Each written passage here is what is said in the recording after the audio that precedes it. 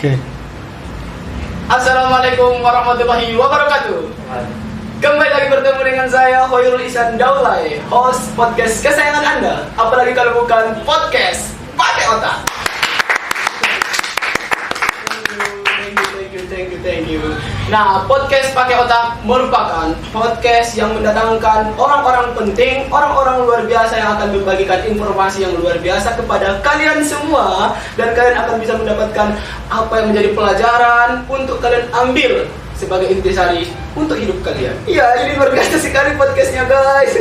Apalagi hari ini kita akan mendatangkan bintang tamu yang luar biasa, karena podcast kali ini adalah podcast edisi spesial. Ya, ini edisi spesial, guys, karena orang yang kita datangkan ini adalah orang yang luar biasa. Dan selalu saya sampaikan kepada teman-teman penonton setiap podcast kesayangan kita ini, bahwa setiap orang itu punya cerita yang bisa kita ambil pelajaran, guys. Tidak harus orang-orang pejabat, tidak harus politisi, tidak harus pemerintahan, tidak harus artis, tidak harus public figure, tapi siapapun orang di sekitar kita itu pasti memiliki sesuatu yang bisa kita ambil pelajarannya. Termasuk bintang tamu kita hari ini. Bintang tamu kita hari ini, guys, saya akan berikan bocoran siapa dia. Ini orang yang luar biasa. Dia telah menyelesaikan pendidikan di strata satunya. Dia alumni dari UIN Suska dengan mengambil jurusan manajemen dakwah. Dan sekarang dia sedang menempuh pendidikan S2 di UIN Sumatera Utara dengan mengambil jurusan komunikasi penyiaran Islam. Dan tidak tanggung-tanggung, guys, prestasi yang telah ditorehkan oleh bintang tamu kita ini. Di sini telah kami rangkum. Yang pertama, dia juga merupakan seorang perwakilan atau peserta Kongres Pemuda Milenial di Istana Negara bersama Bapak Presiden Insinyur Joko Widodo pada tahun 2018. Ini tentu luar biasa sekali, guys. Dan tidak hanya sampai di situ, bintang tamu kita ini juga pernah menjadi peserta pelatihan kepemudaan di Lombok pada tahun 2018. Dan tidak cukup sampai di situ juga, bintang tamu kita yang luar biasa ini juga pernah menjadi peserta pelatihan kepemudaan di Jakarta pada tahun yang sama, yaitu tahun 2018. Dan bintang tamu kita ini juga pernah menjadi narasumber dalam acara seminar nasional bersama Ma'arif Institute di Pekanbaru pada tahun 2019. Tidak cukup sampai di situ, guys. Dia itu juga seorang ketua himpunan mahasiswa. Maksud saya HMPS Manajemen Dakwah 2018 di kampus UIN Suska. Dan bintang tamu kita ini banyak kali, guys. Ini benar-benar berprestasi, ya. Bintang tamu kita ini juga seorang bendahara, diamanahkan untuk menjadi bendahara pada PC Pemuda Muhammadiyah 2020 sampai 2024. Dan yang tidak kalah luar biasa, guys, bintang tamu kita ini juga seorang penulis buku. Ya, bintang tamu kita ini telah menulis buku fiksi yang bestseller tentunya. Ya, sudah banyak yang memesan buku kita ini, sudah mencakup nasional. Buku fiksinya ini berjudul Keputusasaan, sebuah keputusan, langsung ditulis oleh bintang tamu kita ini. Dan marganya Lubis, guys. Jadi penulis kita ini bermarga Lubis. Keren, hidup Lubis. Oke, dan sebagai yang terakhir yang bisa kita sampaikan di sini, sebenarnya masih banyak lagi prestasi bintang tamu kita ini. Dia juga seorang penulis esai dan artikel di beberapa buku ontologi. Wow, luar biasa sekali. Luar biasa sekali, saya harus terus mengulangi kata-kata saya ini, luar biasa sekali. Ini moto kita, guys, luar biasa, luar biasa. Dan yang lebih luar biasanya apa lagi, guys, yang belum saya sebutkan? Ada yang belum tahu? Ada yang belum tahu? Prestasi terbaru dari bintang tamu kita ini adalah dia terpilih sebagai Putra Mandeling Natal tahun 2021. Langsung saja kita panggilkan bintang tamu kita yang luar biasa, Nur Fauzi Lubis. Hai Nur Fauzi. Senang sekali, suatu kehormatan bagi saya kedatangan tamu yang begitu luar biasa. Saya yakin kesibukan saudara ini begitu padat, tetapi menyempatkan waktunya untuk berbagi inspirasi kepada teman-teman semua. Tentu dengan mendengarkan tadi prestasi-prestasi yang telah diraih ataupun juga pelatihan-pelatihan yang telah diraih, itu dapat menjadi sebuah inspirasi bagi kita. dan akan lebih menginspirasi kita kalau kita tanyakan langsung guys orangnya. Dan sudah hadir di studio kita Nur Fauzi Lubis. Ya, Nur Fauzi Lubis pemenang atau peraih predikat Putra Mandailing Natal 2021. Hai, apa kabar? Alhamdulillah baik. Gimana saudara Ihsan, baik? Alhamdulillah, saya juga baik.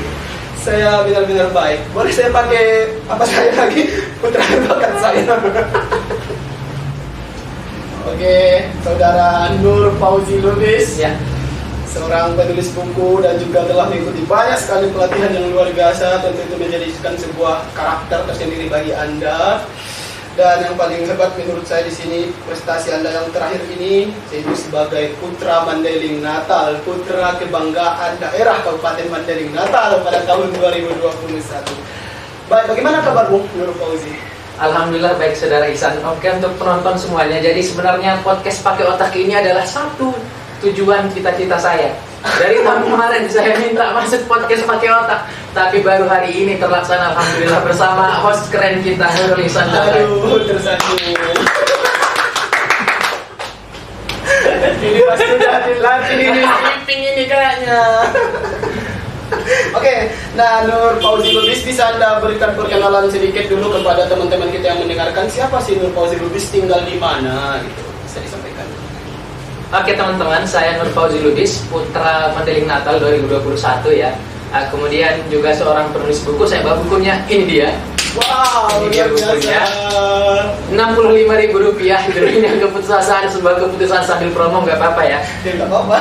Saya sekarang tinggal di Desa Utabangun, Kecamatan Bukit Malintah, Mandailing Natal. Itu aja, San. Apalagi? Wow. Itu aja ya. Itu aja Ini ya. ya, kalau kita udah kedatangkan bintang tamu yang benar-benar padat jadwalnya, langsung kita di mop apa lagi? Mau apa lagi? Oke, kita akan gali lebih dalam. Saya tertarik untuk membahas salah satu, alias salah dua, bolehlah. Peserta Kongres Pemuda Milenial di Istana Negara 2018, Anda bertemu Presiden Jokowi. Iya. Gimana sih pengalaman dan kesan yang Anda dapatkan ketika itu? Ya, jadi dulu itu 2018 ada seleksi. Jadi saya ikut 1.500 orang, kemudian dipilih 100 pemuda. Tapi dari pulau-pulau di luar Jawa itu biasanya 2 sampai 3 per orang. Jadi per provinsinya. Jadi saya waktu itu kan masih kuliah di Riau nih.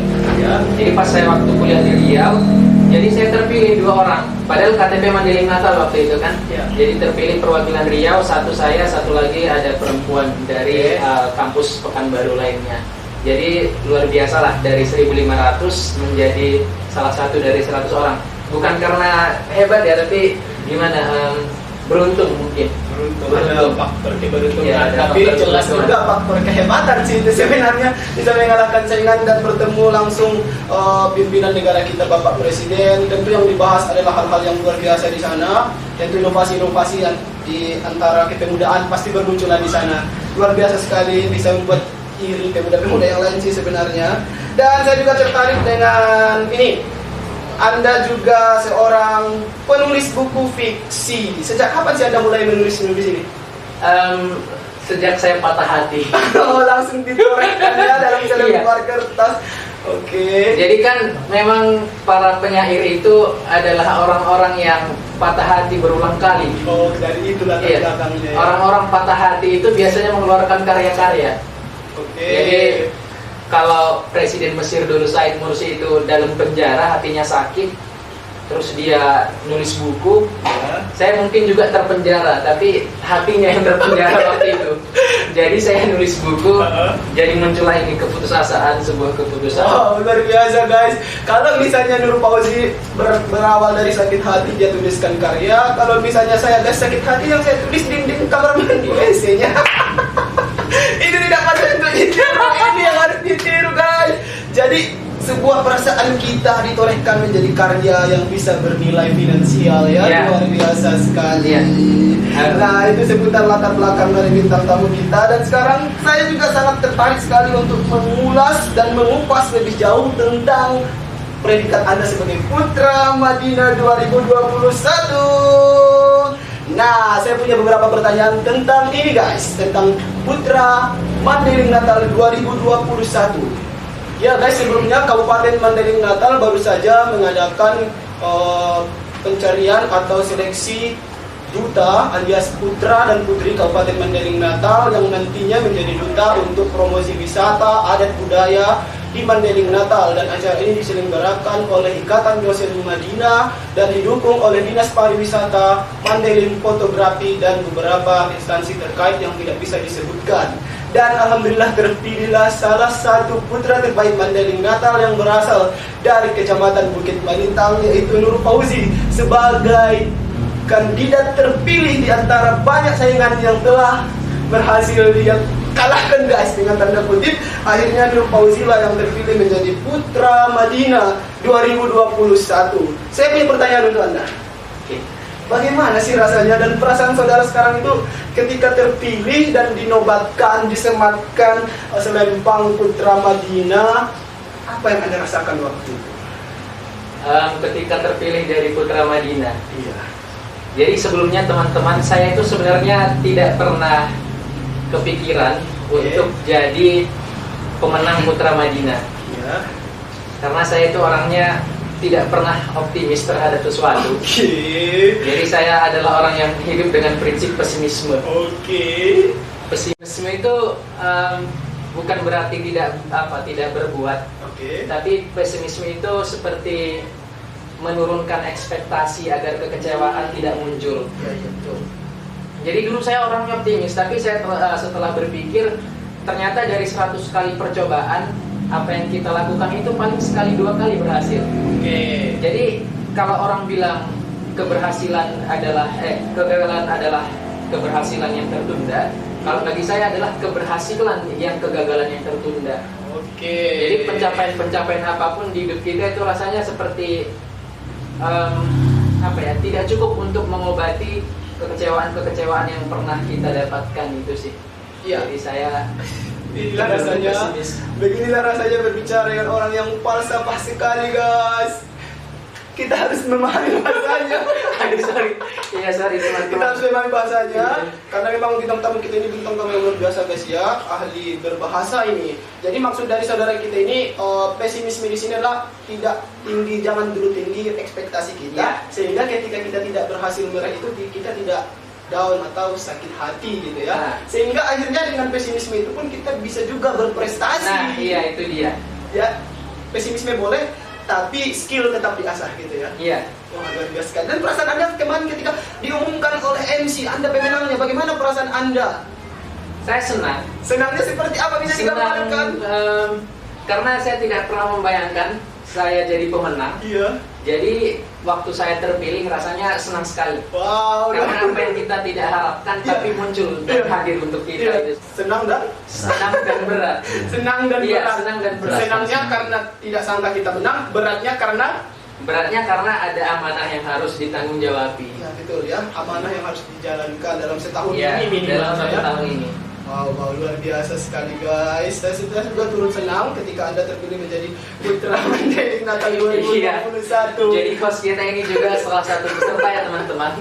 Jadi dia ini punya semangat dan optimisme luar biasa. Saya juga turut menjadi saksi perjalanan ini, kemenangan dari saudara kita ini. Dan menurut saudara, apa sih yang menjadi alasan kuat sehingga Anda yang dipilih? Apa sih yang Anda miliki? Ini kita jawab jujur ya. Iya, harus jujur. Ini harus jujur, guys. Apa yang saya miliki sehingga saya terpilih? Iya. Mungkin waktu itu dari banyaknya pemuda Madinah, bukan berarti saya yang terbaik sih. Tetapi mungkin pada momen yang waktu itu saya memang ditakdirkan untuk menang aja. Ya, saya tidak punya apa-apa sebenarnya. Kualitas skill dan luar biasa. Saya terus terang tidak terlalu banyak punya skill yang hebat seperti teman-teman yang lain. Bahkan saya menjagokan peserta lain bahkan untuk menjadi pemenang waktu itu di Putra Putri Madinah 2021, termasuk host kita. Nah, bisa Anda menyebutkan satu dulu alasan kuat? Apakah karena Anda itu seorang bakat yang Anda tampilkan atau kepribadian Anda? Apa sih kira-kira yang menonjol dari 5? Saya bocorkan ada 5 kategori yang dinilai: kepribadian, ilmu agama, ilmu budaya, bahasa, dan juga performance. Apa yang paling menonjol menurut Anda di antara itu? apa ya? Dari 5 penilaian juri kemarin waktu Putra Putri Madinah, ini pertanyaannya Putra Putri Madinah mulu nih dari tadi. Iya, ini konten terhangat. Iya, luar biasa sih. Jadi mungkin ya, menurut saya kemarin itu kan waktu grand final kita yang paling kelihatan adalah cara kita menjawab ya. Oke. Mungkin pada waktu menjawab kemarin, pertanyaan yang muncul saya dapatkan itu adalah pas jawabannya saya tahu. Kemudian dengan sedikit model public speaking yang saya tampilkan meyakinkan para juri dan penonton untuk memberikan nilai yang tinggi, terlepas dari betul atau tidak kan. Karena retorika itu kan sebenarnya bukan seni untuk apa ya, bukan seni untuk mengatakan sesuatu itu benar atau tidak. Tapi retorika itu adalah seni untuk mempengaruhi orang lain seakan-akan apapun yang kita ucapkan itu terasa benar.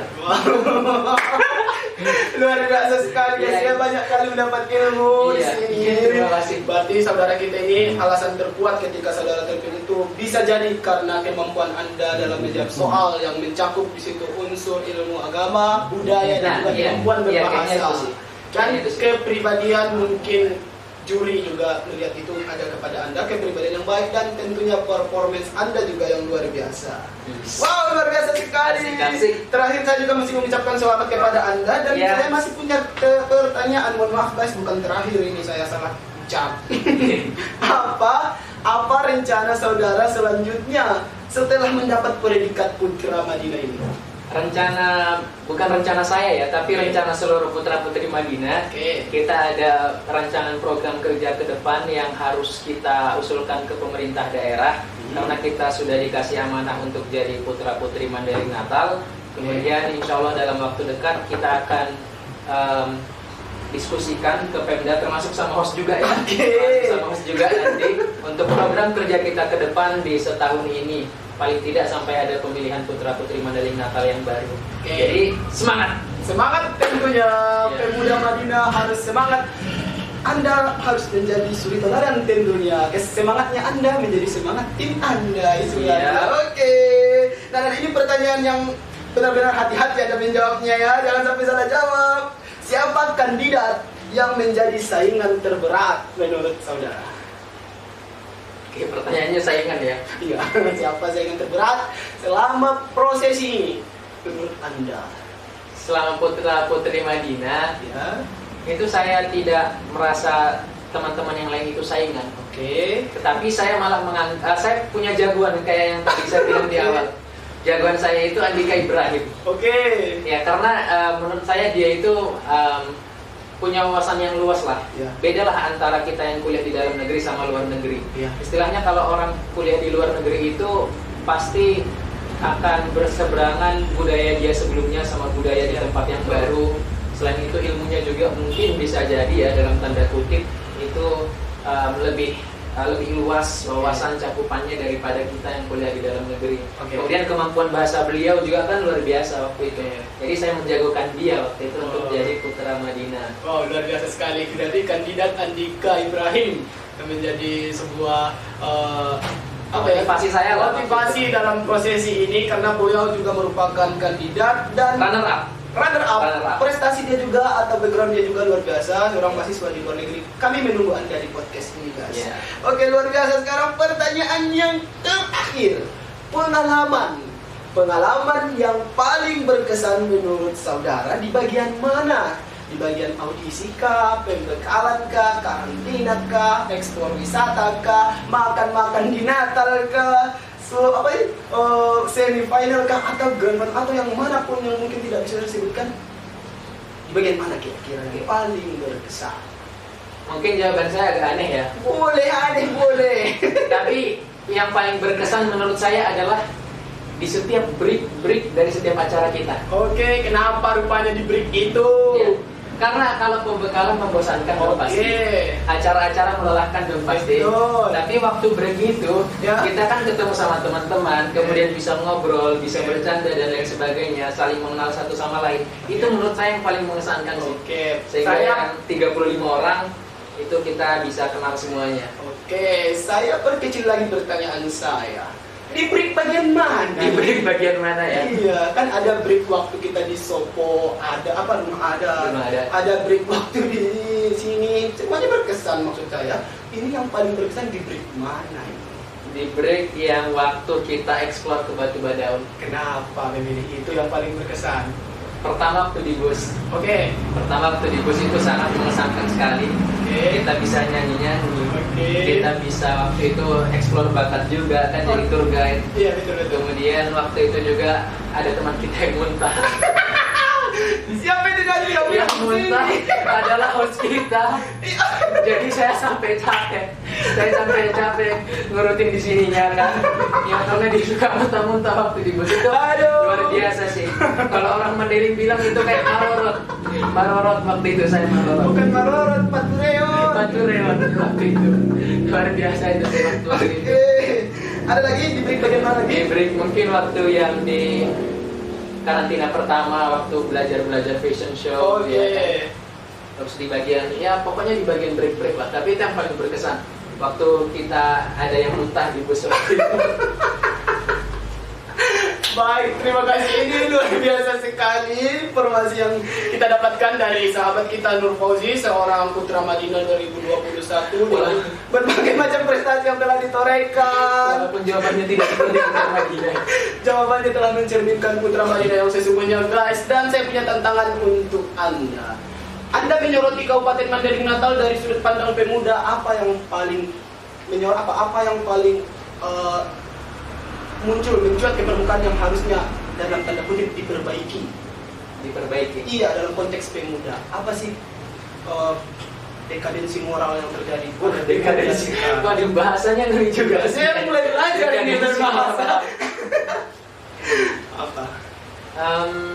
Pemuda Madinah ya. Iya. Saya tidak tahu secara keseluruhan, jadi saya tidak bisa mengeneralisir teman-teman, dan ini bisa jadi salah.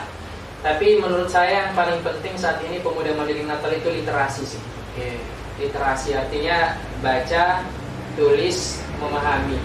Itu yang paling penting, karena mau gimana pun juga pemuda ini kan kalau mau menjadi seseorang yang berkualitas harus punya minat literasi dan kemampuan literasi yang bagus juga. Ya baca buku, menulis dan lain sebagainya. Karena di lingkungan saya ya, saya tidak tahu di lingkungan lain di Mandailing Natal ini. Di lingkungan saya, apalagi sekarang itu lebih banyak pemuda kita itu main HP. Ya walaupun saya juga main HP sih, cuman harusnya adalah space waktu yang kita berikan untuk baca, untuk nulis dan lain sebagainya itu sih. Jangan 24 jam handphone. Ya, jangan main game. Anda jangan main ML aja, main PUBG, main Free Fire. Tapi bisa juga kita dengan handphone ini berkarya. Nah, itu dia yang penting. Nah, terakhir untuk Anda, apa sih yang bisa Anda sampaikan pesan-pesan kepada pemuda-pemudi di luar sana? Pesan saya pribadi untuk pemuda Mandailing Natal. Iya, untuk pemuda-pemudi Mandailing Natal, saya berpesan kepada kita semua, tidak menutup kemungkinan untuk diri saya sendiri. Pemuda itu kan agen perubahan ya. Jadi untuk merubah Mandailing Natal ini ke hal yang lebih baik, jadi kita punya tanggung jawab besar. Jadi gali terus potensi apa yang ada dalam diri Anda. Kemudian cintailah adat, cintailah budaya Mandailing Natal. Kemanapun kita pergi, bawa identitas kita sebagai orang Mandailing yang santun, yang berkarakter dan beda dari orang lainnya. Jadi kemudian setelah itu adalah bahwa pemuda itu kan suatu hari akan menjadi pemimpin. Jadi tempa asah apapun bakat yang kita miliki agar suatu hari kita itu bisa memimpin Mandailing Natal ini dengan baik. Itu aja sih. Oke, dan terakhir ini nanti bagian tiket ya. Kami minta kepada saudara Nur Fauzi untuk menyampaikan ucapan-ucapan terima kasihnya kepada penyelenggara dulu. Mungkin kan bisa untuk disampaikan baik kepada Idoma, Dinas Pariwisata, Mandailing Fotografer. Silakan. Saya Nur Fauzi Lubis ingin mengucapkan terima kasih yang sebesar-besarnya kepada Ikatan Dosen Mandailing Natal, kepada Mandailing Fotografi, kemudian kepada pemerintahan Kabupaten Mandailing Natal, khususnya Dinas Pariwisata yang telah memberikan fasilitas, memberikan ruangan dan memberikan kepada kami kesempatan untuk mengasah potensi untuk bisa menjadi putra-putri Mandailing Natal di tahun 2021. Harapan kami adalah kami untuk terus dibimbing agar terus kami ini jangan dibiarkan, agar potensi yang ada itu tidak hanya sekedar potensi tapi keluar untuk menjadi sebuah hal yang lebih bermanfaat bagi kita di Kabupaten Mandailing Natal kita ini. Wow, luar biasa sekali guys. Luar biasa sekali apa yang disampaikan oleh sahabat kita Nur Fauzi, pemenang atau kandidat terpilih Putra Mandailing Natal 2021 dengan segudang prestasi dan juga informasi yang telah diberikan. Tentu sedikit banyaknya bisa kita ambil intisari yang bisa kita jadikan sebagai inspirasi atau bahkan bisa kita jadikan pegangan untuk kita sebagai pemuda-pemudi berlaku di lingkungan masyarakat. Dan tadi pesan Putra Madinah kita juga, kita harus menjadi pemuda yang mencintai adat dan budaya, karena adat dan budaya itu juga yang akan membesarkan kita pemuda dan menjadi jati diri kita di mata dunia. Iya kan? Mantap. Mantap sekali. Baik, terima kasih kami ucapkan kepada teman-teman yang telah menyaksikan podcast ini. Jangan lupa terus subscribe, like, komen, dan share podcast pakai otak dan YouTube Idoma Madinah channel guys. Ya, jangan lupa subscribe YouTube kita. Karena apa guys? Karena kalau kalian tidak subscribe itu guys, kita nggak datangkan lagi nih teman-teman. Jadi Andika Ibrahim nanti nggak kita datangkan guys. Ini juga tidak kalah luar biasa. Dan terakhir saya ucapkan terima kasih kepada sahabat saya Nur Fauzi telah menyempatkan waktu hadir bersama kita. Dan terakhir kami ucapkan sampai jumpa. Selamat sore. Podcast pakai otak. Bye.